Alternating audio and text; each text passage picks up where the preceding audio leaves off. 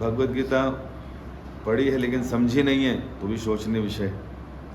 लेकिन हमारे कुछ भक्तों ने ऐसी भक्तिवेदांत स्वामी शिला प्रभुपाद जी की टीचिंग्स के आधार पे जो हैं एक बड़ा सुंदर भगवद गीता कोर्स बनाया था आज से 15-18 साल पहले। उनका नाम है राधे श्याम प्रभु, एमटेक हैं, पुणे मंदिर के प्रेसिडेंट हैं, तो बड़े रिवोल्यूशनरी ब्रह्मचारी हैं। उन्होंने ही इस्कॉन यूथ फोरम पहले वहाँ सिस्टमेटिक शुरू किया, जिससे आज आप देखते हैं इस्कॉन में काफ़ी ब्रह्मचारी ज्वाइन करते हैं और उसके बाद अच्छा ट्रेंड होकर गृहस्थ लाइफ में भी जाते हैं। तो ये कोर्सेज उनके द्वारा ही डिज़ाइन थे। तो उसी भगवद गीता कोर्स को हम लोगों ने पंजाबी बाग में कई बार दिया, रोहिणी में भी कई जगहों पर दिया। इसके पीछे उद्देश्य यह था कि लोगों को भगवद गीता की अच्छी समझ हो जाए, और जिसको ये कोर्स ठीक से समझ लिया उसको गीता की समझ तो हो ही जाएगी, साथ ही साथ वो दूसरों के प्रश्नों के अच्छे से उत्तर भी दे सकता है। अगर हम शादीशुदा हैं और हमारे बच्चे हैं तो बच्चों के प्रश्नों के उत्तर भी हम अच्छे से दे सकते हैं। फिर दूसरी बात कि जैसे हम लोग रूपा जी कहा करते थे प्रचार करो, प्रचार ही सार है। तो प्रचार ही सार है तो प्रचार करने के लिए कुछ आना भी तो चाहिए। हम कह रहे हैं आप टीचर बनो और खुद अंगूठा छाप हो, तो बच्चे कैसे बनेंगे? सारे अंगूठा छाप बनेंगे। तो भगवद गीता पढ़ना एक बात है और भगवद गीता को सिस्टमेटिक और साइंटिफिकली समझना एक अलग बात है। तो इस तरह से हम लोगों ने ये कोर्स पंजाबी बाग रोहिणी में भी देना शुरू किया और आज ये नई क्लास शुरू कर रहे हैं यहाँ से।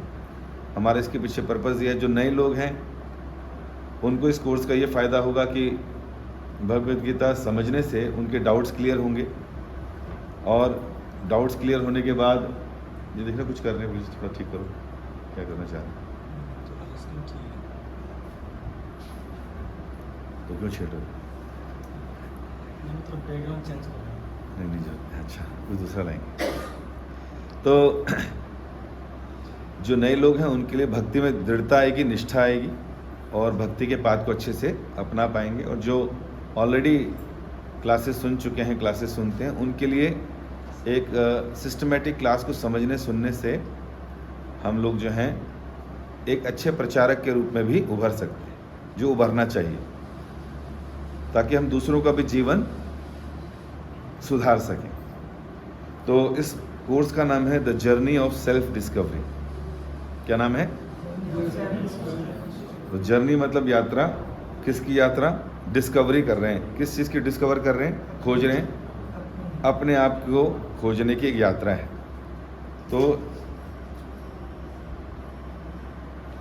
तो आप लोग ध्यान से देखिएगा। भगवद गीता, ये पीछे स्क्रीन आ रही है इनके लिए? नहीं तो इसको लेटा दो ताकि स्क्रीन भी दिख जाए इन लोगों को। स्क्रीन तो नहीं आ रहा है, थोड़ा सा लेटा दो इसको, स्क्रीन भी दिख जाएगी ना। या मैं थोड़ा उधर हो जाऊँ, इसको याद, इसको इधर कर दो।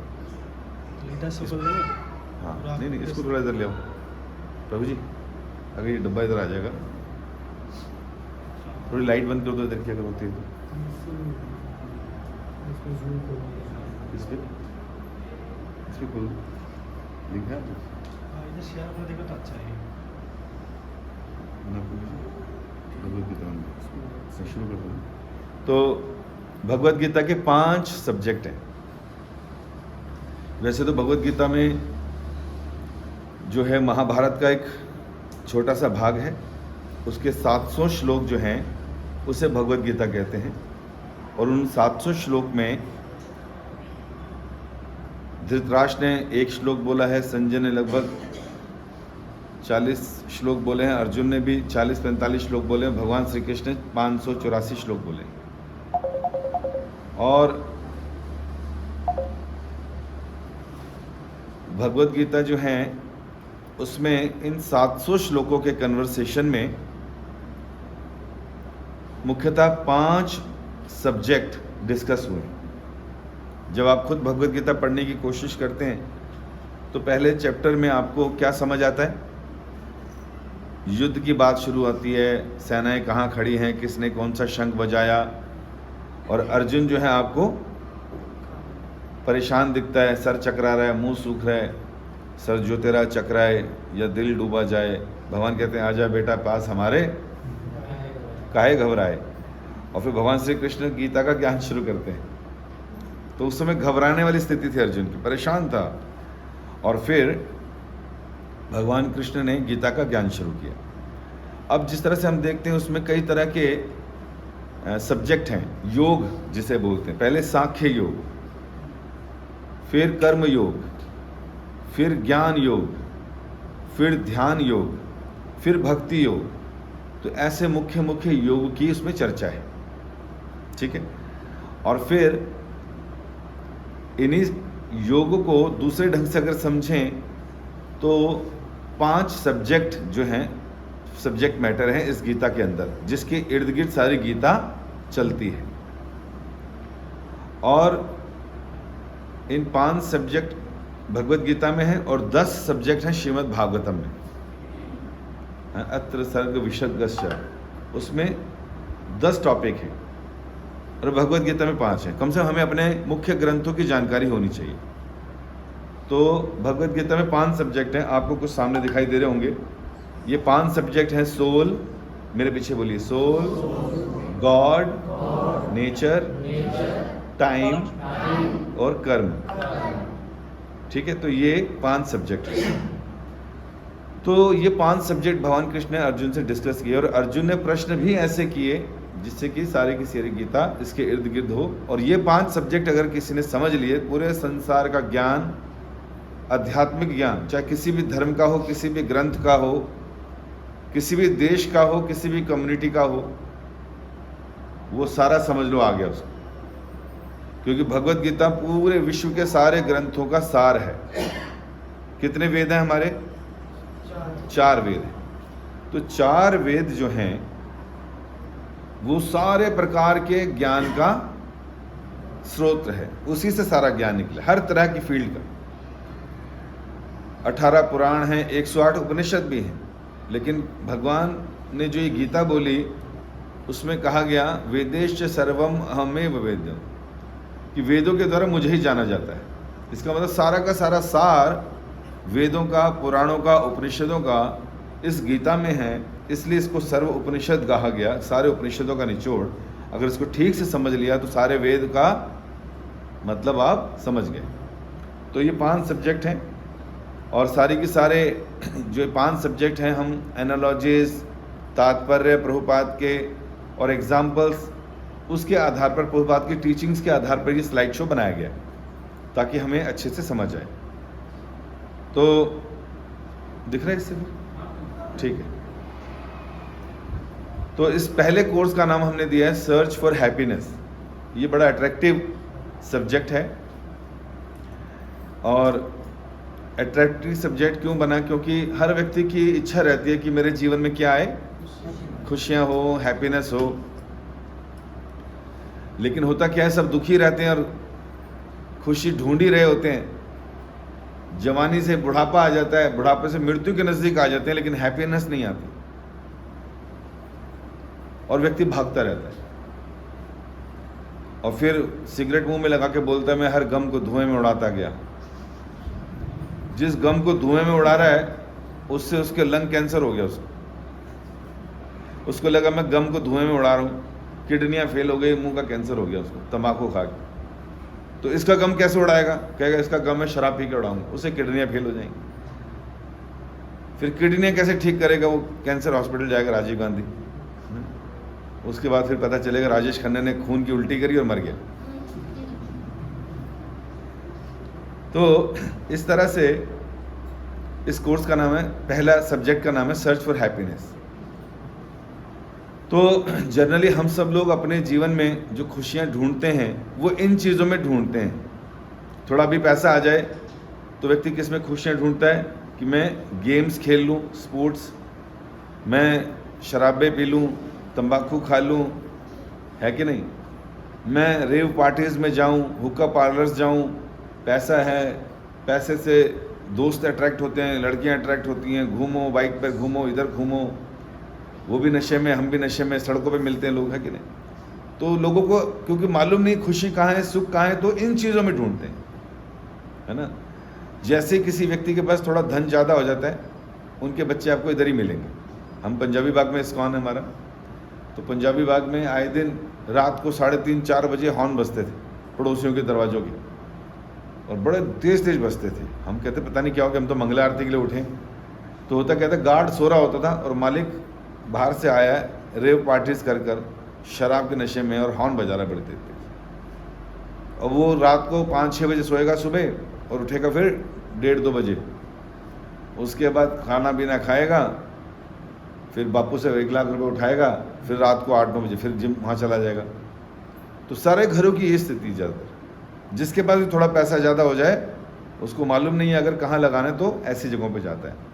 फिर क्या करेंगे, डेयर डेविल एक्ट्स करेंगे, है ना, बंजी जंपिंग करने जाएंगे, बाइक घुमाएंगे, ये करेंगे वो करेंगे, क्रेजी फैशंस यूज़ करेंगे, फटे हुए कपड़े पहनेंगे, है ना, ये फैशन है जी। बालों को ऐसा सा रंग कर लेंगे जैसे पता नहीं चलेगा कबूतर रखा है, बतख रखी है सर पे। तो ये भी चलता है आजकल, है कि नहीं। तो कुछ ना कुछ अलग दिखाना, नहीं तो मैं कैसे दिखूंगा, पागल हूँ, या मैं कैसे दिखूंगा मेरे पास पैसा है। और कंपनियां भी ऐसी हैं लूटने के लिए, उनको भी मालूम है कुछ ना कुछ लोग ऐसे होंगे, वो ऐसी चीज़ें बनाएंगे और बनाएंगे 4-5। तो किसी भी देश से कोई भी पागल उठ के आएगा, कहेगा 1 महीने ले ली, 1 महीने, पूरे देश में मेरे पास है ये। अब दिख रहा है ना मैं अमीर हूँ, वैसे कैसे पता चलेगा अमीर है। तो इस तरह से चीयर लीडिंग आवर आइडियल्स, है ना, ये सब करते हैं हम अपने आइडल्स के लिए, अपनी शक्लें भूत बना लेते हैं, देश के लिए खिलते कुड़ते हैं। और फिर हम चाहते हैं कि हाँ, हैप्पीनेस जो है उसका हमारा मतलब और क्या है कि कुछ हमारी जैसे जैसे पैसा है हमारी फैसिलिटीज़ इम्प्रूव हों, खाने पीने सोने की, है कि नहीं। हम लोग जनरली जब पैसा कम होता है तो नमक के साथ रोटी खाते हैं, ऐसे ही होता ना जी।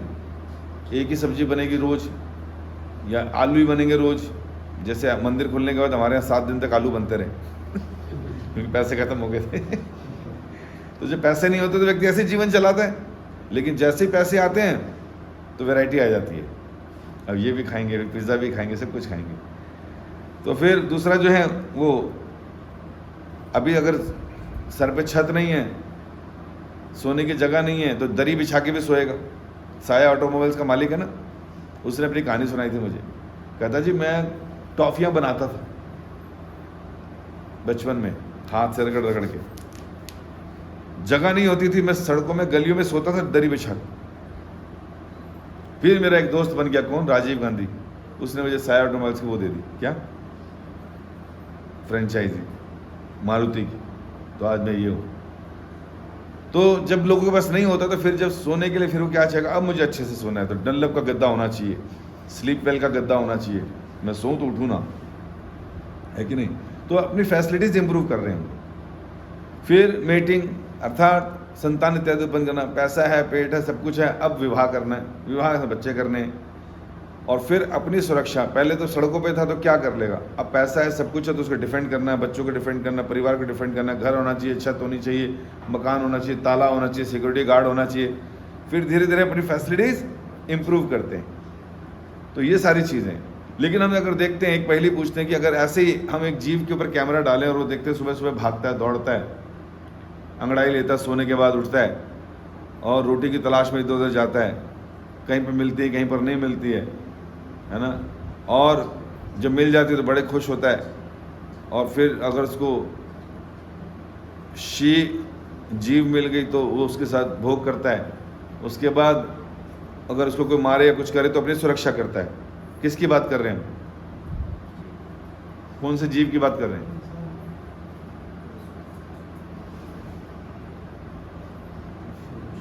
कौन से जीव की बात कर रहे हैं, हाँ जी,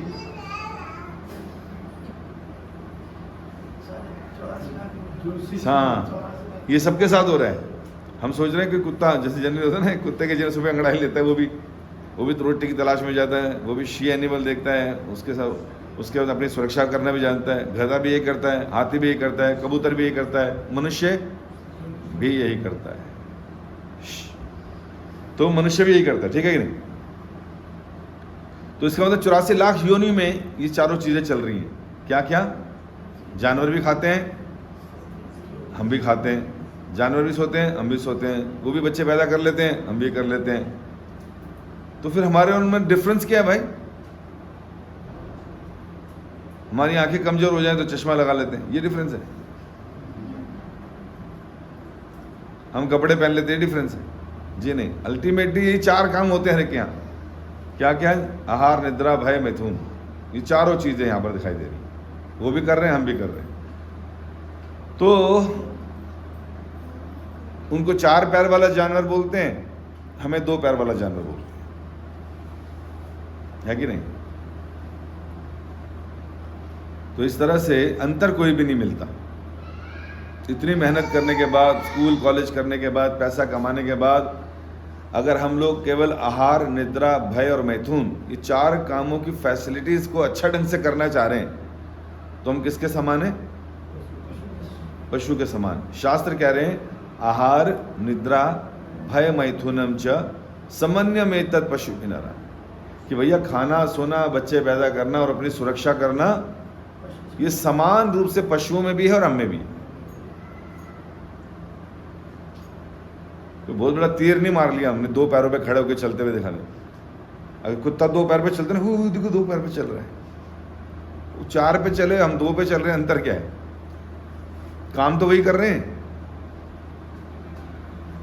तो बुद्धिमान होना चाहिए ना। अब आप कहोगे हमारे तो सारे रिश्तेदार ही ऐसे हैं। हाँ, तो सबके साथ ऐसे है। हमारे स्कूल के फ्रेंड्स भी यही करते हैं, जी वो भी करेंगे। हमारे पड़ोसी भी यही काम करते नजर आते हैं, जी वो भी करते नजर आएंगे। मतलब अमेरिकन भी यही कर रहे हैं, रशियन भी यही कर रहे हैं, चाइनीज भी ये कर रहे हैं और हम भी यही कर रहे हैं, कोई अंतर नहीं। और इस तरह से एक लाइन ऐसी है आगे शास्त्र में जिसको कहते हैं धर्मो ही तेषो अधिको विशेषाम धर्मेण हीना पशु भी समान। एक ऐसा गुण है जानवरों में और मनुष्य में जो हमको अलग करता है जानवरों से। चलो कोई तो ऐसी चीज आई जिससे हम अलग हो जाएं, नहीं तो सर्टिफिकेट मिल जाएगा 2 पैर वाला जानवर। ये लिखा ना इससे पहले, अगर हमारे अंदर कुछ अलग चीज नहीं है तो human beings are deluxe edition of sophisticated animal. पढ़ा लिखा जानवर है, क्योंकि वो काम वही कर रहा है जो जानवर कर रहा है। अब कोई हो सकता है प्रोफेसर हो, कोई डॉक्टर हो, कोई लॉयर हो, कोई बिजनेसमैन हो, कोई साइंटिस्ट हो। कितनी बड़ी बड़ी पोस्ट है, हर कोई ये बनना चाहता है आजकल बड़ा होके। लेकिन बड़ा होके बना क्या? वो यही बना। लेकिन अगर अपनी कमाई से कर ये 4 काम ही रहा है तो क्या है वो? शास्त्र कह रहे हैं वो जानवर के समान, क्योंकि जानवर जो कर रहे हैं मनुष्य भी कर रहे हैं। लेकिन अगर जानवर हैं हम, 2 पैर वाले जानवर जिसे कह रहे हैं, एक क्वालिटी ऐसी है धर्मो हितेषाम अधिको विशेषम। रिलीजियस प्रिंसिपल्स को फॉलो करना जो जानवर नहीं कर सकते वो मनुष्य कर सकता है। तो अगर हम वो करते हैं तब जाके मनुष्य कहलाएंगे। धर्म का पालन करने से मनुष्य कहला रहे हैं। इसलिए कह रहे हैं the activities eating, mating, defending and sleeping are common in human beings and animals. The human beings are considered superior only when they are inquired about the absolute truth. मनुष्य तभी अलग कहलाएगा जब वो भगवान के विषय में या सत्य को जानने का प्रयास करेगा, नहीं तो फिर वो किसके समान है? एनिमल्स के समान। अब मनुष्य में और जानवर में एक ही अंतर है, क्योंकि मनुष्य के पास है हायर इंटेलिजेंस, बुद्धि थोड़ी ज्यादा है। लेकिन ज्यादा बुद्धि का इस्तेमाल हम क्या कर रहे हैं? ज्यादा इंद्रिय तृप्ति के लिए कर रहे हैं। पशु सड़क पे करता है, हम घरों में करते हैं। वो सड़कों पे खाता है, हम डाइनिंग टेबल पे खाते हैं। उनसे अच्छा करने को थोड़ी जन्म मिला है, पर्पस तो वही है ना, खाना पीना सोना। तो हायर इंटेलिजेंस अगर मिली है तो हायर इंटेलिजेंस, अच्छी बुद्धि का अच्छी चीज के लिए इस्तेमाल करना चाहिए। तो शास्त्र कह रहे हैं वो अच्छी चीज क्या है? अगर हम वो चीज करते हैं तो अभी मनुष्य कहलाएंगे, अच्छी इंटेलिजेंस का इस्तेमाल करने वाले। वो क्या है? Number 1, to find out the cause of suffering. हम सबके जीवन में दुख हैं, तकलीफें हैं, उसका कारण पता लगाना। कभी देखा जानवर बैठा हो ऐसे, मुझे रोटी क्यों नहीं मिली, मैं जानवर के शरीर में क्यों आया, ऐसा सोचता है या उसका पता लगाता है? बीमार होने में डॉक्टर पे अपने आप जाता है? नहीं, हम ही उठा उठा के ले जाते हैं उसको। तो अपने दुखों का कारण पता लगाना ये बुद्धिमान व्यक्ति का काम है। दूसरा, to inquire the purpose of life. मनुष्य जीवन का लक्ष्य क्या है ये पता लगाना। वे पैदा क्यों हुए, क्या करने के लिए हुए, ये बहुत जरूरी है जानना। तीसरा, तो गेट एटर्नल हैप्पीनेस। कुत्ते को हड्डी मिली वो खुश हो गया, हड्डी छीन ली दुखी हो गया। मनुष्य के पास सुख आए, बेटा पास हो गया, मनुष्य खुश हो गया, फेल हो गया दुखी हो गया। पैसा आया, प्रॉफिट हुआ, खुश हो गया, लॉस हो गया दुखी हो गया। ये सुख दुख तो जानवर के जीवन में भी, हमारे जीवन में भी है। लेकिन मनुष्य हमेशा सुखी और हमेशा आनंद में कैसे रहे, अगर ये उसको पता चल गया तो फिर वो जानवर से ऊपर हो गया। कभी खुशी कभी गम, है ना, कोई गाना आता है, कोई ये क्या था, ये कोई सीरियल था शायद। ये सुख दुख आते हैं जीवन में, लेकिन हम अच्छी इंटेलिजेंस का इस्तेमाल करके हमेशा के लिए सुख और दुख से ऊपर उठ जाते हैं। शाश्वत हैप्पीनेस, शाश्वत का मतलब जो हमेशा रहती है, वो सीखना ज्यादा जरूरी है। तो हैप्पीनेस का मतलब एक दूसरा भी मतलब है, हम इनडायरेक्ट वे में जा रहे हैं। पहले वो क्या है कि मान लीजिए अगर आपको कोई चोट नहीं लग रही, शरीर में कोई दुख नहीं आ रहा, ठीक है, खाने की कोई कमी नहीं है, गाड़ियां घर पे खड़ी हुई हैं, भूकंप तूफान कुछ नहीं आ रहा, पड़ोसी भी ठीक मिल गए, बच्चे भी कहना मानते हैं, तो ये क्या है? सुखी है ना, आनंद ही है फिर तो। इसका मतलब क्या है कि अगर मुझे कोई प्रॉब्लम नहीं आ रही तो मैं सुखी हूं। तो यहां भी कह रहे हैं happiness is to be always free from problems. अगर आपके पास कोई प्रॉब्लम नहीं आ रही तो आप क्या हैं? हैप्पी हैं। तो कौन सी प्रॉब्लम की बात कर रहे हैं? पहले प्रॉब्लम तो समझ लो, व्हाट इज द प्रॉब्लम। हमें तो यही नहीं मालूम प्रॉब्लम है क्या, ये जानना बहुत जरूरी है। अगर प्रॉब्लम नहीं मालूम हमें कि क्या है लाइफ की, तो हैप्पीनेस कभी नहीं आएगी लाइफ में। तो सबसे पहली बात समझना कि प्रॉब्लम है क्या। अब आपको सोचना है कि वो प्रॉब्लम क्या है। उसके 3 क्राइटेरिया हैं। Number 1, common to all. Problem उसको कहते हैं जो सबके साथ हो। प्रॉब्लम उसको बोलते हैं जो कोई अवॉइड ना कर सके। प्रॉब्लम उसको बोलते हैं जो कोई उस प्रॉब्लम को चाहता ना हो। अभी आपने खाली हाथ खड़े करने, अगर आप ऐसी प्रॉब्लम को जानते हो जो तीनों चीज़ों को पूरा करती है, खाली हाथ खड़ा करें। ऐसी कौन सी चीज़ है जो सबके साथ होती है? एक आइटम बतानी है, ठीक है। ऑनलाइन वाले कोई हाथ खड़ा कर रहा है, देखो जरा।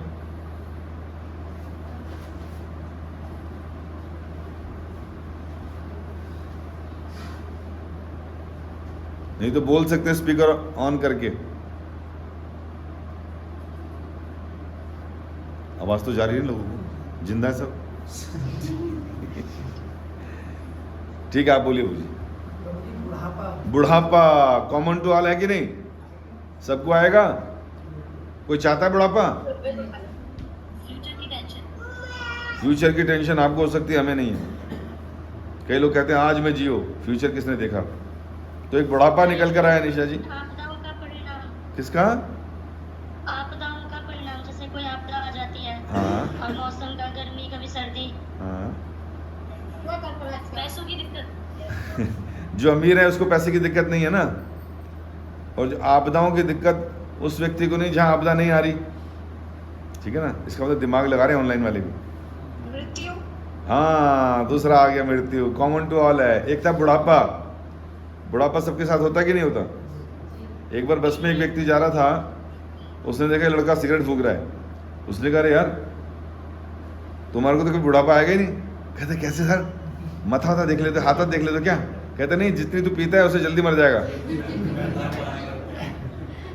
जवानी में मर जाएगा तो बुढ़ापा कैसे आएगा? सर स्वरूप दूसरा इन्होंने बताया मृत्यु। इसका मतलब ये है मृत्यु भी कॉमन टू ऑल है, सबके साथ होती है। कोई बचता है मृत्यु से? कोई चाहता है मरना?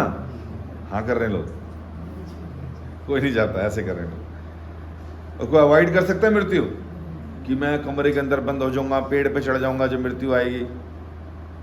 मृत्यु भी टाल नहीं सकते। जैसे एक बार यमराज पहुंच गए राजू के पास कि भैया चलो। कहते महाराज आपको पहली बार देखा, कौन हो? कहते यमराज। कहते क्या करने आए? कहते तुम्हें उठाने आए। कहते अच्छा अभी तो मेरे बड़े सपने थे। कहते जी लिस्ट है, सबसे पहला नाम आपके। कहते अंदर तो आओ, बड़ी दूर से आए हो। उसको लस्सी का गिलास पिलाते हैं। नींद आ जाती है यमराज को, 1 घंटे बाद उठते हैं। इतने में राजू क्या करता है, लिस्ट निकाल के अपना नाम ऊपर से हटा के सबसे नीचे लिख देते। यमराज कहते हैं मुझे आज तक किसी ने नहीं खिलाया पिलाया, तुमने पिलाया, बड़ा धन्यवाद आपका। आज मैं लिस्ट ऊपर से नहीं।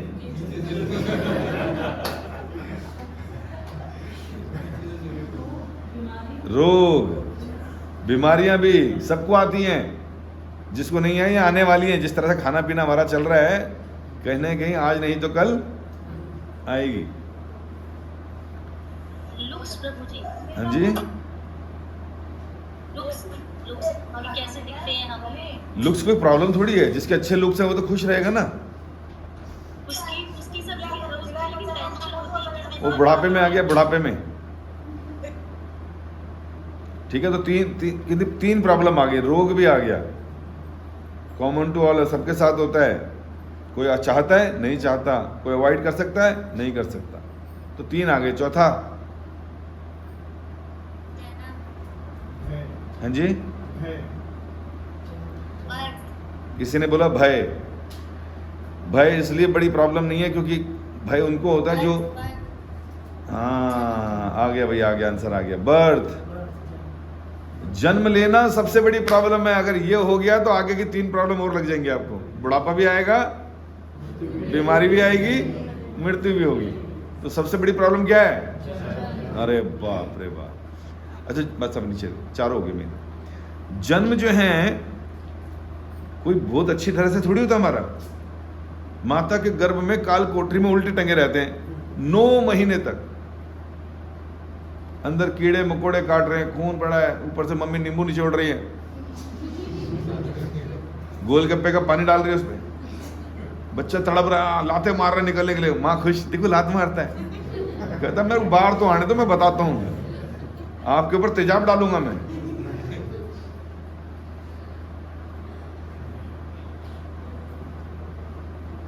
है कि नहीं? तो जन्म जो है वो अपने आप में सबसे बड़ी समस्या है। जन्म होगा तो ही दूसरी समस्याएं आएंगी। और ये जो मेजर समस्या हमने बताई, ये तो मेजर बड़ी बड़ी समस्या है, प्रॉब्लम है, रियल प्रॉब्लम्स ऑफ लाइफ। इसके अलावा तो ओहो हो पूछो ही मत। जो रोज की समस्या हमारे साथ लगी है वो अलग है, इसके साथ जो है दूसरी समस्या में लगी हुई है। तो ये 3 क्राइटेरिया जो प्रॉब्लम करती है, तो कह रहे हैं problems of life are birth. जन्म लेना ही सबसे बड़ी समस्या है। ये हमारे हाथ में है इसको रोकना। नहीं, कर्म कर दिए तो आना ही पड़ेगा, और कर्म तो हम रोज कर रहे हैं। कर्म की कला भी नहीं आती हमें कि निकले कैसे बाहर। Death, disease and old age, ये हैं रियल लाइफ की प्रॉब्लम्स। हम अपने फ़ोन का बिल, गाड़ी का बिल, उसकी इंस्टॉलमेंट, इसको प्रॉब्लम समझते हैं। ये तो निकल जाएंगी, और ये तो हमारे बोनस हैं। मेजर प्रॉब्लम तो ये है कि बेटा अगला जन्म फिर लेना पड़ेगा। और उससे उल्टी समस्या ये है कि 84 में पता नहीं कहाँ जन्म हो जाए, और उसमें भी 4 समस्याएं होंगी।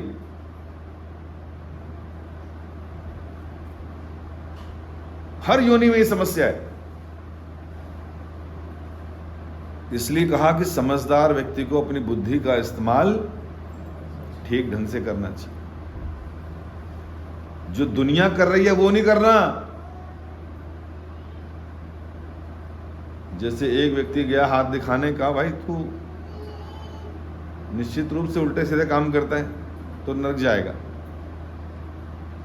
तो उसने कहा जी नरक कौन जाता है? कहता है जो शराबें पीता है, बकरे मुर्गे खाता है। कहते सच में? कहते हाँ। कहते वह टीनू और बंटू और सब खाते हैं। कहते वो भी जाएंगे। तो उसने जितने पाप बताए सारे करते थे वो। कहते काम करते ना, फिर मैं कर ही लेता हूँ क्योंकि मेरे दोस्त सारे वहीं जाएंगे, मैं अकेला उस वाले जाके क्या करूँगा। हमारे साथ भी होता है, हम पड़ोसी और रिश्तेदारों को देखते हैं वो क्या कर रहे हैं। उन्होंने मकान बना लिया, उन्होंने खा लिया पी लिया, ये कर लिया वो कर लिया, हम भी ये करेंगे। उनके बच्चे भी ये कर रहे हैं, हमारे बच्चे भी ये कर लें। वो नरक जाएंगे, कोई दिक्कत नहीं, हम भी चले जाएंगे, जहाँ इतने सारे जाने हमें क्या दिक्कत है। दूसरों को जब दुख होता है तो उससे हमारा थोड़ा सुख लगता है, दिल में होता है कि नहीं। जैसे मैं स्कूल में था तो शोर मचाते थे हम, तो टीचर ने देख लिया, खड़े खड़े। अब 3-4 कर रहे थे, मेरे को अकेला उठा दिया उन्होंने, कहा चलो बाहर चलो, हाथ खड़े करो, ऐसे क्लास के बाहर कर दिया। तो मैंने कहा सर, कहते क्या है? मैं सर मैं अकेला नहीं था। कहते और कौन था? मैं कहा वो था वो था और वो था। तुम तीनों उठो, चलो बाहर आओ। अब मैं बड़ा खुश हो गया। अब ठीक है, मैं अकेला नहीं पिट रहा। हमारे तो मोती नगर में ऐसा ही हुआ। एक व्यक्ति ने क्या करा, नीचे का मकान किसी और का होता है, ऊपर का किसी और का होता है। तो ऊपर वाले ने जो है 2-3 फ्लोर बना रहा था, तो नीचे वाले ने कंप्लेन कर दी कि सर ये तो इतने इतने बना रहा है। तो एमसीडी वाले तोड़ के चले गए उनका। कहते सर मेरी अनऑथराइज थोड़ी है, इसका भी तो आगे पीछे इसने भी तो बढ़ा रखा है, इसका भी तोड़ो, उसका भी तोड़ दिया। कहते जी मेरे अकेले के थोड़ी बड़े हुए हैं, पूरी कॉलोनी में सबके बड़े हुए हैं, कोर्ट ने ऑर्डर दिया सबके बराबर कर। अब दोनों बड़े खुश हैं। सबके टूट गए, बड़े खुश। समझ पा रहे हो बात को? हम दुनिया को देखकर जीते हैं, इस वजह से हम परेशान दुखी रहते हैं। जो पाप वो करेंगे हम भी वही करेंगे। इसके अलावा 3 और कलेश हमें मिले हैं फ्री में, साथ में बोनस के रूप में। सैलरी एक अलग होती है, बोनस अलग होता है। तो ये बोनस है, इसको बोलते हैं आध्यात्मिक कलेश। ये मन और शरीर में लगने वाले कलेश है ना। मन के कितने सारे दुख हैं, एंजाइटीज हैं, फियर है, जेलसी है ना, डर है, क्या क्या नहीं है, सब कुछ। तो मन और शरीर जो हमें दुख देता है उसको बोलते हैं आध्यात्मिक कलेश। दूसरा आदि भौतिक कलेश। ये वो कलेश है जो दूसरे लोग हमें देते हैं। दूसरे कौन? चलो आतंकवादी, और नजदीक आओ, रिश्तेदार, सारे बड़े कलेश देते हैं वो हैं। पड़ोसी, बिल्कुल पड़ोसी, गाड़ी खड़ी कर देंगे, कूड़ा तुम्हारे आगे फेंक देंगे, पानी फेंक देंगे, फिर तुम इधर फेंकोगे वो इधर करेंगे, फिर फुटबॉल हॉकी खेलोगे कूड़े के साथ, फिर दोनों की थोड़ी देर में बाल पकड़े होंगे एक दूसरे के, फिर पति लोग आ जाएंगे, फिर झगड़ा है ना। तो पड़ोसी भी बहुत कलेशी होते हैं कई बार। अगर हमें तो सुधर जाएं, दूसरे को अननेसेसरी कलेश नहीं देना चाहिए। और दूसरे में और कौन आता है? बहुत नजदीक आ गया, फैमिली मेंबर्स, भाई बहन। भाई बहन तो कब से देने लगे, प्रॉपर्टी के रेट बढ़े है कि नहीं। भाई भाई के दुश्मन हो गए, बाप बेटा का दुश्मन हो गया, माँ बच्चों के दुश्मन हो गई। दुनिया भर के क्लेश आज सारे के सारे घर के ही हैं और सब कोर्ट में घूम रहे हैं। तो अपने घर वाले ही क्लेश देते हैं। ये सब ना दे तो मच्छर मक्खी कोई नहीं छोड़ने वाला। इसको बोलते हैं आदि भौतिक कलेश। इसके अलावा है आदि दैविक कलेश। आदि दैविक कलेश कौन से होते हैं? ये वो हैं जो नेचुरल कैलामिटीज हैं।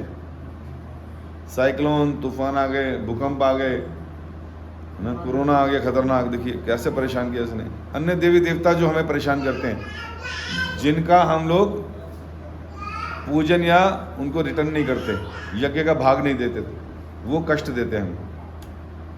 ठीक है कि नहीं? तो बता रहे हैं सच्चा सुख जो है वो मिलेगा कैसे?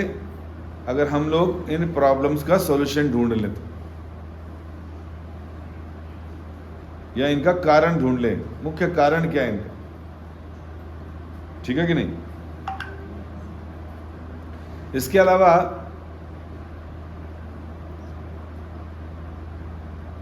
ये जो 4 समस्याएं बताई, इसका सॉल्यूशन, इसके अलावा कईयों को लगता है कि नहीं इसका सॉल्यूशन तो मिल जाएगा। तो सॉल्यूशन किस में ढूंढते हैं लोग? जो साइंटिस्ट या डॉक्टर्स हमें पैचअप सॉल्यूशन देते हैं। भाई बीमारी हुई तो डॉक्टर्स क्या देंगे? दवाइयाँ दे देंगे। तो थोड़ी राहत मिलती है ना कि देखो जी राहत मिल गई। और बुढ़ापा आएगा तो इसका क्या इलाज देते हैं साइंटिस्ट? एजिंग इंजेक्शन आते हैं, नाना प्रकार की क्रीम देंगे। सांवले हो तो गोरे हो जाओगे, पतले हो तो मोटे हो जाओगे, झुर्रियां पड़ रही हैं तो झुर्रियां खत्म हो जाएंगी, बाल सफेद है तो हाँ ये क्रीम लगा। वो काले के चक्कर में लोगों ने अपने बाल लाल कर लिए, पहले मेहंदी लगाते थे, याद है आपको? सैफरन कलर के बाल। व्यक्ति नीचे से सैफरन नहीं हो रहा, ऊपर से सैफरन हो रहा है। और फिर मृत्यु के लिए क्या करते हैं लोग? मेहनत करते हैं कि बुढ़ापा ना आए, मृत्यु ना आए। अमृत की खोज करते हैं। एक बार अरब कंट्री में मैसेज चला गया कि भारत में अमृत निकलता है। देवताओं का संग्राम हुआ था असुरों के साथ, तो अमृत निकला था, लोग अमर हो जाते हैं, उसको लंबी आयु हो जाती है। तो अरब से एक व्यक्ति आ गया घोड़े पर भारत देश में कि मेरे को भी अमृत चाहिए। कहाँ नहीं ढूंढा, सबसे पूछा पूछा पूछा पूछा, फाइनली पहाड़ों में गया, गुफाओं में कई योगियों से पूछा। उन्होंने कहा उस गुफा में जाओ, किसी ने कहा उस गुफा में जाओ। एक गुफा में घुसा बड़ी मुश्किल से, कई दिनों के बाद, भूखा मरने को था। अचानक देखा वहां पर एक कुंड है, मिल गया उसको अमृत। कहता यही बताया था। कहता बस इसको पीऊंगा और क्या हो जाऊंगा? अमर हो जाऊंगा। और फिर क्या हुआ, जैसे पीने लगा वहां पर एक कंकाल बैठा हुआ था। तो बोल पड़ा, उसको देखकर डर गया, अरे भाई क्या है? कहता मत पियो मत पियो।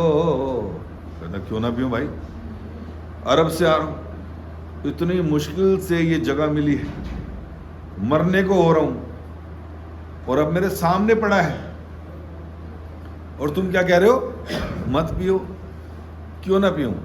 कहता मैं भी तेरी तरह ही आया था आज से 450 साल पहले, मैंने ये पी लिया था, अब मेरी आयु लंबी हो गई है, मैं अमर हो गया हूं। 60-70 के बाद ही मेरे बच्चों ने सुननी मेरी बंद कर दी, बहुओं ने खाना देना बंद कर दिया कि मरता क्यों नहीं है, कितना बनाना पड़ेगा इनके लिए। पोते पोती शक्ल नहीं दिखाते। 90-95 का हुआ तो शरीर ऐसा हो गया, कुत्ते भौंकने लगे देखकर। 150 का हुआ, लोग पत्थर मारने लगे, भैया निकालो, डराने के लिए क्या रखा है घर पे, कहीं जा नहीं सकता, कुछ कर नहीं सकता। मेरे बच्चे मुझे नहीं पूछते, बुरी हालत हो गई, शरीर अंदर घुस रहा है, मांस हड्डी से चिपक रहा है, मर नहीं रहा, लेकिन कोई पसंद भी नहीं कर रहा। क्या करूं मैं इतनी लंबी उम्र लेके? अब तो भगवान से कहता भगवान उठा ले, क्या करूं? कहता बड़ी मुश्किल से पत्थर खा के, कुत्ते भौंकते रहे, बच बचा कर वहीं आ गया जहां ये अमृत पिया था, कि मेरी तरह कोई और बेवकूफ ना आ जाए। कहता भाई बताना मेरा फर्ज था, तू भी पी ले। कहता नहीं यार, जो भगवान ने सिस्टम बनाया ना वही ठीक है, अगर बच गया तो चील कौवे बिल्ली कुत्ते पीछे पड़ जाएंगे, घर वाले पीछे पड़ जाएंगे। पूरी बॉडी में मांस हड्डियों से चिपका हुआ, कुछ नहीं बचा अंदर, लेकिन बंदा जिंदा है, अमृत पिया है। ट्यूब के आगे खड़ा करो, सब दिखता था अंदर कहां से क्या जा रहा है, एक्सरे। तो कितने लोग अमर होना चाहते हैं? हाथ खड़ा करो। ऑनलाइन वाले भी हाथ खड़े करो, सबको दूंगा मैं आज अमृत, मेरे पास पड़ा है।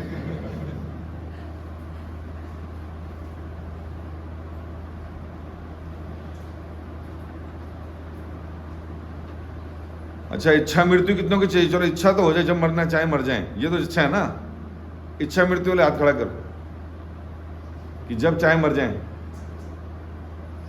1 2 3 4 सारी लेडीज। अरे भगवान, हे पति लोगों, तुमने इतना क्यों कहर मचा रखा घर पे?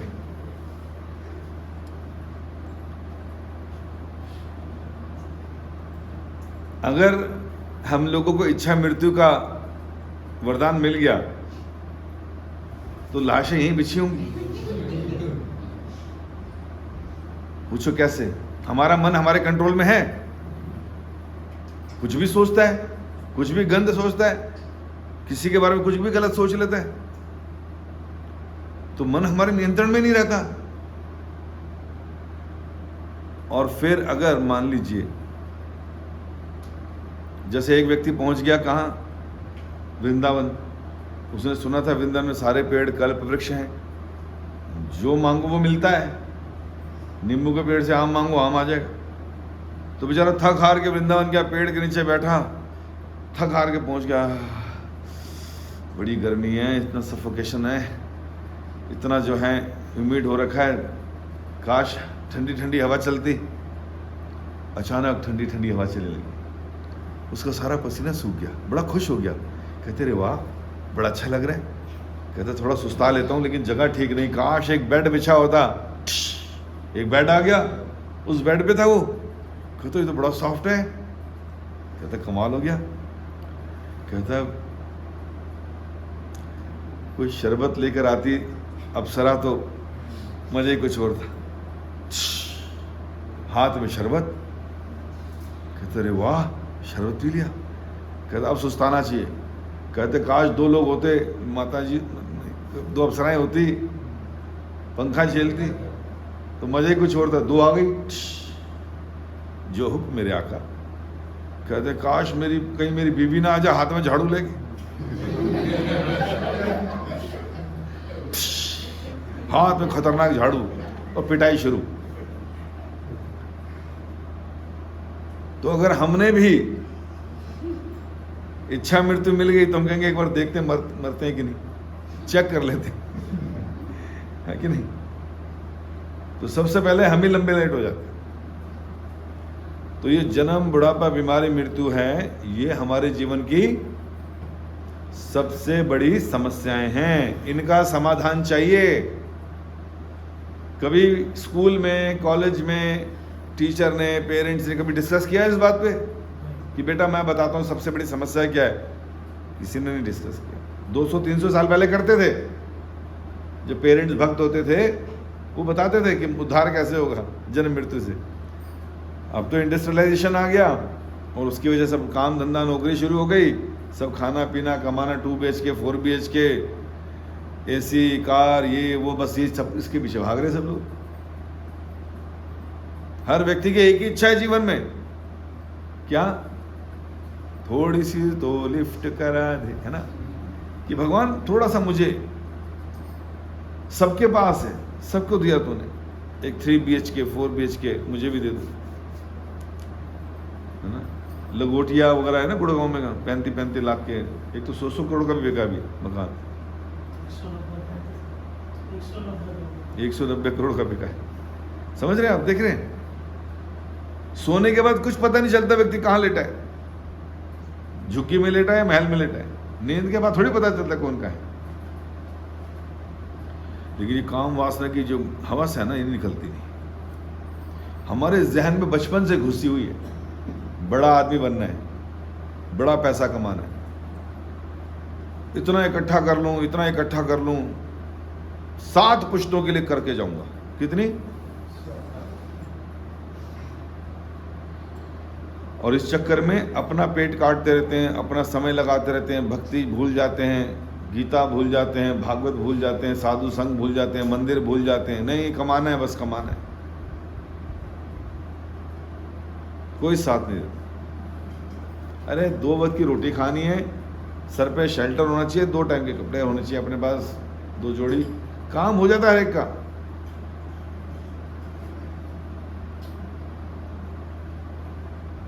और हम लोग अगर ऐसा नहीं करेंगे तो हमारे बच्चे भी वही करेंगे जो हम कर रहे हैं। अगर आप ईगरनेस नहीं दिखाओगे किसी चीज में, देखा ना, जैसे रोड पे निकलते हैं हम लोग, तो किसी दुकान के आगे, किसी ठेले वेले के आगे 10 गाड़ियां खड़ी हों तो मन करता ना, यार ये खड़ी बहुत है, शायद इसका चलता है, इसका टेस्ट अच्छा है, चलो एक दिन हम भी खड़ी करें। तो उसी तरह जो हमारे बच्चे, हमारे पोते, हमारे घर वाले देखेंगे कि मेरे घर वाले भी दुख आने पे दुखी रहते थे, काम ना होने पे गुस्सा हो जाते थे, इरिटेशन और लड़ाई झगड़े पे हाथ उठा देते थे, लॉस होने पे रोते थे, साल में एक दिन हैप्पी बर्थडे बोल के खुश होने की कोशिश करते थे, उसके बाद फिर झगड़ा हो जाता था, तो बच्चे भी यही फॉलो करेंगे कि शायद जीवन ही यही है। कोई सोल्यूशन नहीं है पेरेंट्स के पास, कोई सोल्यूशन नहीं दादा दादी के पास। दादा दादी भी इंटरनेट पे लगे हुए हैं, वो भी सोशल मीडिया पे लगे हुए हैं, वो भी डांस करते नजर आएंगे आप। किताबें छोड़ दी पढ़ना उन्होंने, और फिर बच्चे भी ऐसे, ग्रैंडसन ग्रैंड डॉटर भी ऐसी। और फिर एक टाइम तो चलो पैसा वैसा सब आ गया, बच्चे बच्चे सब सेटल हो गए। आज की जनरेशन तो यहां देश में रह ही नहीं रही, वो तो अपने माता पिता को छोड़कर विदेशों में सेटल हो रही है। माता पिता, न्यूज में पढ़ा मैंने, एक घर से बदबू आने लगी, तोड़ा तो माता पिता दोनों मर चुके थे, बच्चे विदेश में, कोई संस्कार नहीं हो रहे, भूत प्रेत ही चिपके रहेंगे इनको, पितर इतना दुख देंगे पूछो मत, भटकते रहेंगे तो क्या करेंगे। एक अभी पिछले 2-3 महीने पहले की बात है, एक हस्बैंड वाइफ ने 4 पेज का लेटर लिखा। क्या लिखा कि हमने बच्चों को ऐसे पाला, ऐसे करा, यहाँ से लोन ले, ये करके बढ़ाया, ये खिलाया, रात रात को हमने ये किया, फिर ये इनकी रैंक आ गई, फिर ये हुआ, फिर वो विदेश चला गया। अब विदेश में बस गए दोनों, हमें देखने नहीं आते, पूछने नहीं आते, लोन है वो हमें पूरे करने पड़ रहे हैं, कर दिए लोन भी पूरे, इनके पास टाइम ही नहीं है हमारे लिए, तो इसलिए हम दोनों हस्बैंड वाइफ आत्महत्या कर। तो अगली जनरेशन ये काम करवा रही है। किसी के पास कोई सोल्यूशन नहीं है सुख का। अमेरिकन भी चरस गांजा LSD ले रहे थे, प्रभुपाद जी वहां गए, वहां की सरकार ने कहा कि भाई साहब आपके पास कोई सोल्यूशन है वर्ल्ड वार का? प्रभुपाद ने कहा स्टॉप काउ किलिंग, गायों को मारना बंद करो, वर्ल्ड वार रुक जाए। क्यों? क्योंकि लोग मार रहे हैं, काट रहे हैं, जीवों के अंदर से क्रंदन निकल रहा है, तो वो हाय किसको लगेगी? इन्हीं लोगों को मरना पड़ेगा, बम गिरेंगे इनके ऊपर। इसलिए आज पूरे विश्व में जहां जहां मांस कट रहा है, जहां जहां दिक्कतें हो रही हैं, बम गिर रहे हैं, सब कुछ हो रहा है, मरना पड़ेगा। कहते हैं हमारे यंगस्टर्स, हमारे बच्चे चरस गांजा LSD ले रहे हैं, इनको जेल में डाल दिया, सुधरे नहीं, रिहैब में डाल दिया, वहां नहीं सुधरे, कैसे सुधरेंगे? प्रभुपाद ने कहा chanting the name of the lord, Hare Krishna Krishna Krishna Hare Hare, Hare Ram Ram, ये मंत्र जपते रहेंगे, गीता पढ़ेंगे, साधु संग करेंगे, तो इनका जीवन पवित्र हो जाएगा, बुरी आदतें छूट जाएंगी। उन्होंने हरि नाम लेना शुरू किया, गीता पढ़ी, वो सारे नशेड़ी सब सुधर गए, सारे पवित्र हो गए। तो इसमें सच्चाई है, ये साइंस है। तो इस तरह से अगर हमें ये नहीं पता, अगर हम लोग अपने जीवन का लक्ष्य ऐसी चीजें बनाएंगे, ऐसे लोगों को रोल मॉडल बनाएंगे जिन्होंने ये कर दिया, ये खा लिया, ये पी लिया, इतना कमा लिया, इतना वो कर लिया, इसमें कोई दिक्कत नहीं है खाने कमाने में, ये सब होना चाहिए, नो प्रॉब्लम, लेकिन जीवन का लक्ष्य नहीं भूलना। जीवन का 3 लक्ष्य बताए ना, मनुष्य जन्म मिला है, हायर इंटेलिजेंस मिली, तो क्या चीज करनी है? 3 सर है ना, अपने जीवन का दुखों का कारण पता लगाना, तो आगे चलकर पता चलेगा हमारे दुख का कारण क्या है। दूसरा, अपने जीवन का लक्ष्य क्या है ये जानना। लक्ष्य की तो कोई बात ही नहीं करता। मैं पैदा क्यों हूँ, क्यों इस संसार में आया हूँ, क्यों लड़की बना या क्यों लड़का बना, क्या है इसके पीछे रीजन, क्यों ये 84 लाख योनियां, क्यों मरने के बाद व्यक्ति दोबारा आता है, कब बंद होगा ये सब, इनका आंसर लेना है, इनको ढूंढना है। हम जो भी कर रहे हैं, इतनी इनोवेशंस कर रहे हैं, इतनी रिसर्च कर रहे हैं, ultimately that leads to eating, waiting, defending and sleeping. कमाओ, चीजें ढूंढो, इनोवेट करो, जीवन को सुगम बनाओ। सुगम तो बनता ही नहीं है, और क्रिटिकल हो जाता है लाइफ। टेक्नोलॉजी जो है हमें और बांध देती है जीवन से। चीजें सरल हो गई। पहले था ईमेल, लोग मेल करते थे, इसके बाद मेल चेक होता था 2-4-10 दिन में, फिर मेल का रिप्लाई करते थे। व्हाट्सएप आ गया, पूरा दिन उसी में लगे थे, इसको भेज, इसको भेज, इसको भेज, इंस्टेंट मैसेजिंग हो रही है, वीडियो कॉल्स हो रहे हैं, इतना कुछ हो रहा है, लेकिन कोई भी व्यक्ति पर्पस ऑफ लाइफ की तरफ इंक्लाइन नहीं, ना सीखा, ना जाना और ना समझना चाहते। तो हमारे इर्द गिर्द सारे ऐसे लोग हैं जो अपनी नरकों की टिकट कंफर्म करा रखी है। उन्हें कोई मतलब नहीं है भक्ति से, उन्हें कोई मतलब नहीं है भक्तों से, उन्हें कोई मतलब नहीं है पर्पस ऑफ लाइफ से। उनको बस क्या करना है, खाना है, सोना है, पीना है, जानवर की तरह मर जाना। तो उनसे प्रेरित नहीं होना। हम लोग उनसे ही प्रेरित रहते हैं कि देखो यार, उसने ये कर दिखाया, देखो उसने ये कर दिखाया, आज उसका नाम हो रहा है। तो कितने लोग पूछ लेंगे,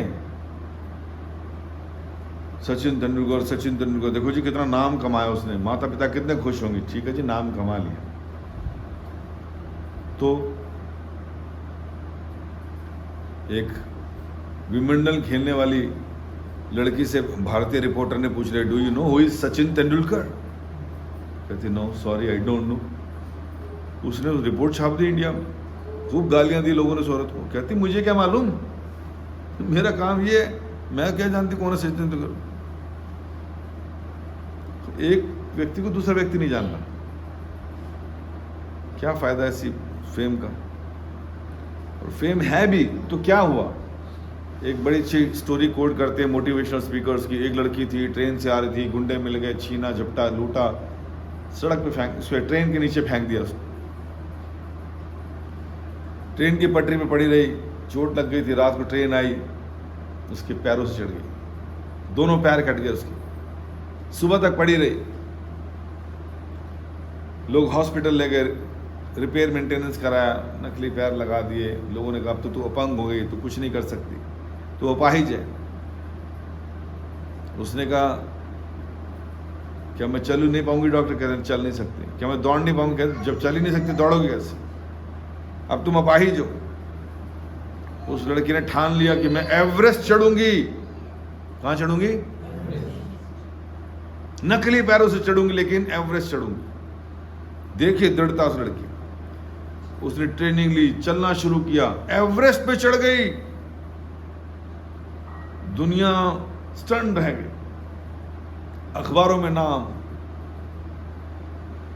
जो लोग 2 पैर लेकर नहीं चढ़ सकते, बिना पैर के कैसे चढ़ गई? कितना मान सम्मान मिला उसको, पैसे मिले, क्या नहीं मिला, नाम शोहरत सब मिल गई। बट आध्यात्मिक दृष्टि से क्या वैल्यू है इसकी? बूढ़ी तो वो भी होगी, ट्रॉफी टंगी रह जाएगी, खाना पीना उतना ही खाना जितना रिक्शा खींचने वाला खाता है। नेम फेम कुछ समय के सब भूल जाएंगे, एक पीढ़ी के बाद कोई दूसरा याद नहीं करेगा। और देवताओं की दृष्टि से, भगवान की दृष्टि देखे तो एक चींटी इस फोन के ऊपर चढ़ गई।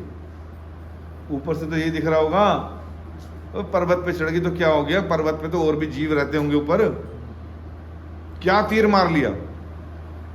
ना खुद को मुक्त कर पाई जन्म मृत्यु से, ना अपने परिवार वालों। वही अगर इतनी एनर्जी उसने हरे कृष्णा चैंटिंग में लगा ली होती, गीता पढ़ने में लगा ली होती और गीता के लेक्चर दे रही होती, तो अपना जीवन भी सार्थक, दूसरों का भी सार्थक, 21 पीढ़ियां और तार देती, जन्म मृत्यु से बाहर निकल जाते। बस एक बर्फ के टुकड़े पे जाके बैठ गए ऊपर, क्या फायदा बस। समझा पा रहा हूं? The spiritual content is very important. अध्यात्म नहीं है तो एवरीथिंग इज जीरो। इसलिए अगर हम सुंदर हैं तो ये भी जीरो है, क्योंकि सुंदरता एक दिन ढल जाएगी। अगर हमारे पास बहुत पैसा है तो ये भी एक जीरो, क्योंकि आज है कल ये किसी और का हो जाएगा, सब छोड़ के जाना पड़ेगा।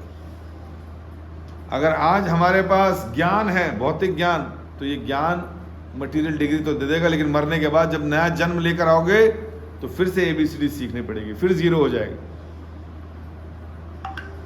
फेम है अगर हमारे पास तो इस पीढ़ी के लोग जानते हैं, अगली पीढ़ी के लोग सब भुला देंगे। महात्मा गांधी के बाद आप सब लोग गालियां दे रहे हैं उन लोगों को।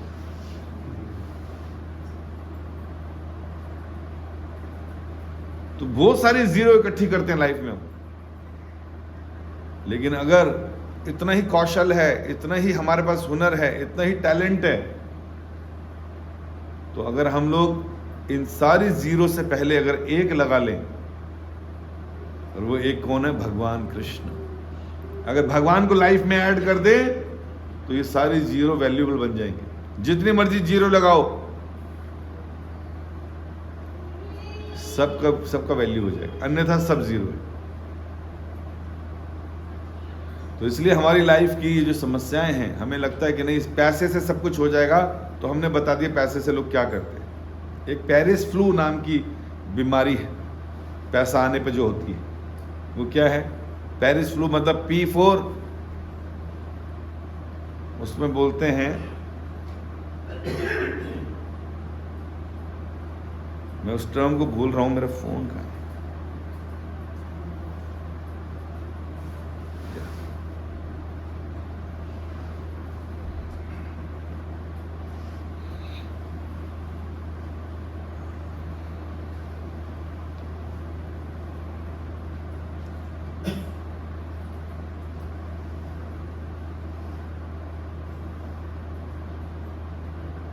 बोले हरे कृष्णा कृष्णा कृष्णा हरे राम राम राम हरे।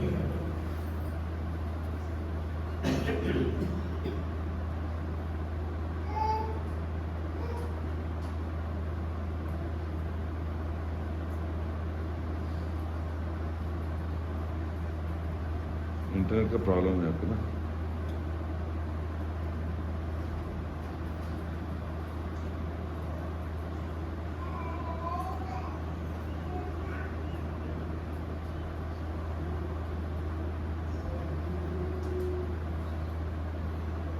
फोन ना चल नहीं रहा, ये वाला फाइल खोलना है, ये वाला फाइल खोलना, ये बाहर होकर इंटरनेट चल जाएगा, दोबारा वही करना, ठीक है? तो इस तरह से अगर हमें लगता है कि पैसा हमारी रक्षा करेगा, तो ऐसा नहीं हो सकता। ये टेम्परेरी सुख तो दे देगा, लेकिन हमें जन्म मृत्यु से मुक्त नहीं करेगा। इसलिए जिन लोगों की मति इस ओर है, उनसे में बच के रहना चाहिए। कहते हैं शराबी के साथ बैठेंगे तो क्या बनेंगे? जुआरी के साथ बैठेंगे तो भक्तों के साथ क्या बनेंगे? कोई नहीं बताने वाला, कोई नहीं सिखाने वाला, कोई नहीं बताने वाला। 10 लोग बोलेंगे हाँ इतनी सी उम्र में कर रहे हो, ये कोई उम्र है ये सब करने की? क्यों बोल रहे हैं ऐसा?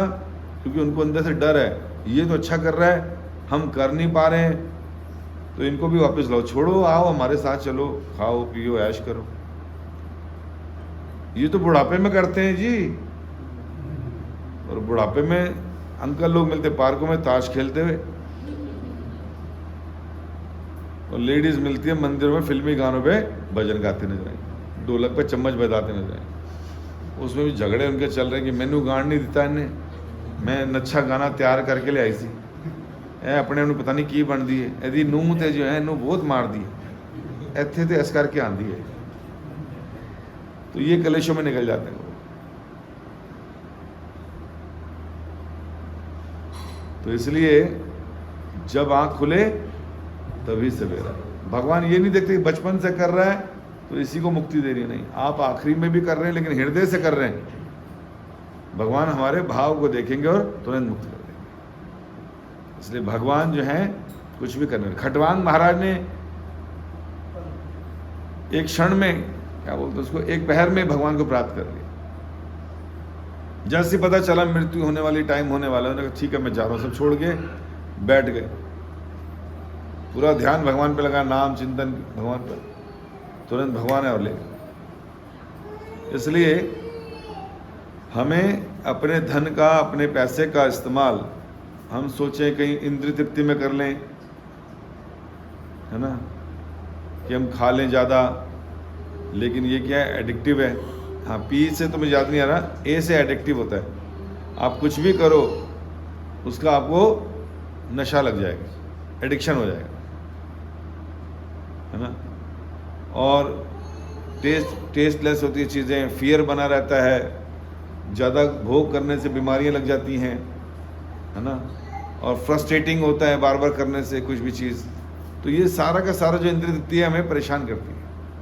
इसलिए इंद्रिय तृप्ति ना कर कर इंद्रियों पे नियंत्रण करने की कला सीखनी चाहिए, और वो इसी तरह से आएगा जब हम भक्तों के संग में करेंगे। ठीक है, आप सबका धन्यवाद। हरे कृष्णा। तो आज मेजर 4 चीज़ें सीखी, 2-3 चीज़ें सीखी मुख्य हमने। नंबर 1 कि हम लोगों ने 4 लेवल ऑफ हैप्पीनेस सीखा। 4, इसमें स्क्रीन नहीं थी, 4 लेवल की हैप्पीनेस होती है। एक शारीरिक लेवल पर, दूसरा मानसिक, तीसरा इंटेलेक्चुअल, चौथा स्पिरिचुअल। तो जनरली संसार में लोग शरीर और मन के लेवल पे ही खुश रहते हैं, जो जानवर भी रहते हैं। साइंटिस्ट लोग इनोवेशंस कर करके खुश रहते हैं, खाने पीने पे ज़्यादा ध्यान नहीं देते। लेकिन जो भक्त लोग हैं वो अध्यात्म के साथ जुड़े होते हैं, इसलिए उनका आनंद का लेवल हमेशा ऊपर रहता है। और 4 चीज़ों में जनरली हम खुशियाँ ढूंढते हैं। वो क्या थी? आहार, निद्रा, भय और मैथुन। हमने ये भी जाना मनुष्य में और जानवरों में क्या अंतर होता है। क्या अंतर है? मनुष्य जो है धर्म के नियमों का पालन कर सकते हैं और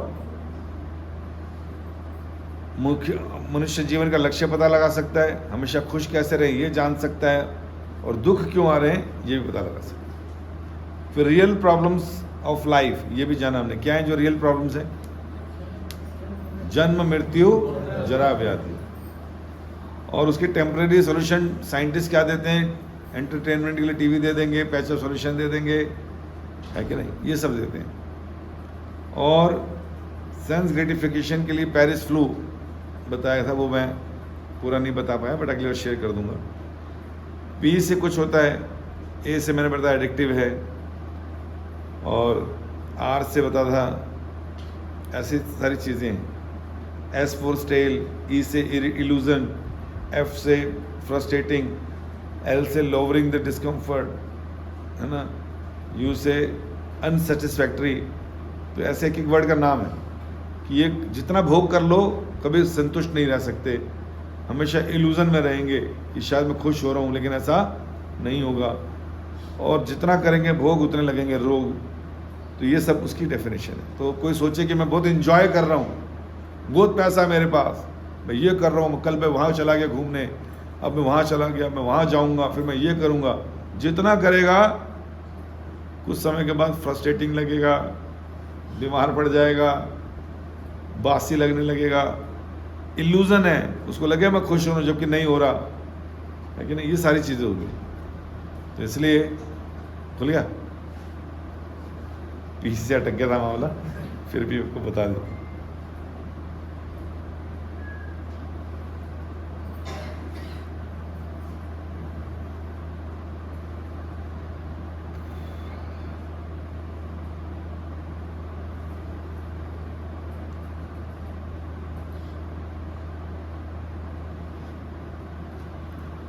पी से है पेनफुल.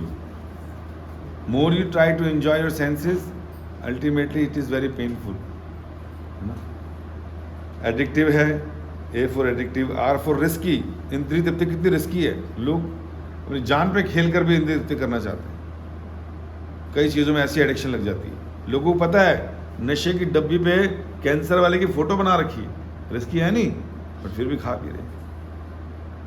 इल्यूजरी, हमें लगता है कि हमारा ये भोग करने से हम इंजॉय कर रहे हैं, बट वो इल्यूजन है. इल्यूजन मतलब भ्रम. एस फॉर स्टेल मतलब बासी. पुनः पुनः चर्विता चर्वना, हर योनि में आयम, और हर योनि में यही भोग किए बार बार, अब बासी हो गया लेकिन फिर भी लगे हुए. फ्रस्ट्रेटिंग, एक टाइम के बाद फ्रस्ट्रेशन हो जाती है ना? जैसे रसगुल्ले बड़े अच्छे लगते हैं, 10 के बाद मन उकता जाता है कि खा अब जबरदस्ती, फ्रस्ट्रेशन हो जाती है, नहीं खाना होता. लोअरिंग द डिस्कम्फर्ट मतलब व्यक्ति जो है फिर बीमार पड़ जाता है या और चीज़ होती है. अनसेटिस्फैक्ट्री मतलब कितना ही कर लो इस संसार में, फिर भी व्यक्ति डिससेटिस्फाइड रहेगा, अनसेटिस्फाइड रहेगा. तो जब ये सब होना है इतना कुछ करने के बाद भी, तो फिर क्यों घुसे उसमें भैया. इससे बढ़िया आनंद की तरफ चलें. ठीक है कि नहीं. तो ये है पेरिस फ्लो. तो आप सबका बहुत बहुत धन्यवाद. किसी को कोई प्रश्न है तो पूछ सकते हैं. जो ऑनलाइन है उनसे प्रार्थना है कि जो पास में रहते हैं कोशिश कर सकते हो. एक चीज़ मेरे को ये बताइए, आप में से कितने कंफर्टेबल है थर्सडे को आने को? कोई दिक्कत तो नहीं है ना?